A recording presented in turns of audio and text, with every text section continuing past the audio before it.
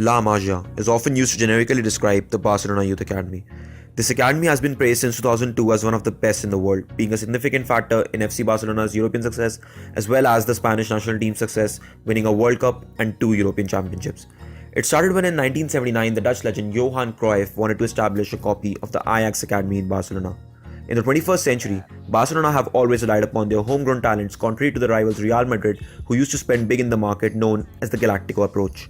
During Pep's era, the first team won UEFA Champions League in 2009 with 8 homegrown players, with the only big signings coming in the form of Dani Alves, Zlatan Ibrahimovic and David Villa in 2008, 2010 and 2011 respectively.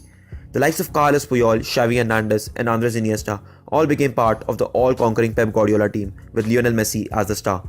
Gerard Piqué and Jordi Alba, meanwhile, were among those to have their education origins at La Masia before moving on, emerging as elite talents and returning to Barcelona.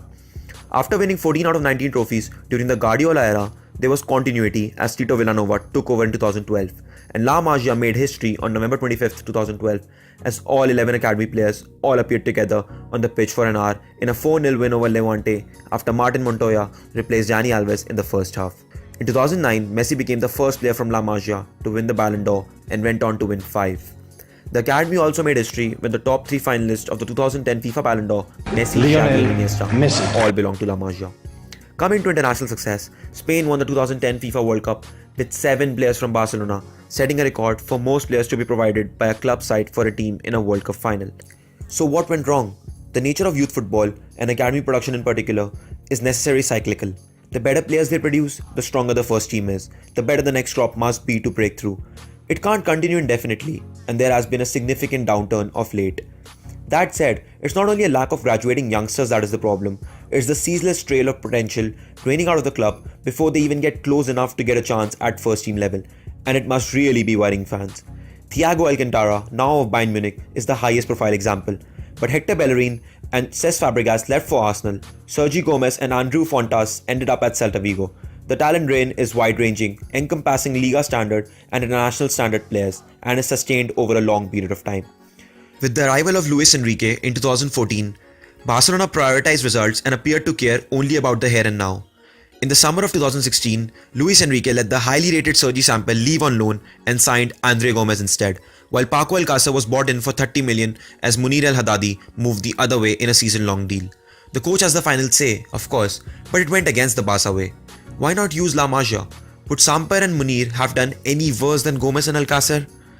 In the past 5 years, the Catalans haven't been afraid of breaking the bank for various players like Neymar Jr., Luis Suarez, and now this season for Ousmane Dembele and Philippe Coutinho, spending over 400 million. The 2014-15 treble-winning campaign included a mere 5 regular homegrown starters in the starting 11 compared to 8 in the 2008-2009 treble-winning campaign.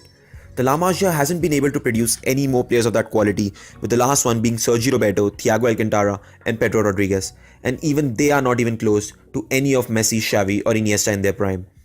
I'd say the main reason is the board. Bartomeu seems to intend on doing things differently to Laporta, who prioritized La Masia.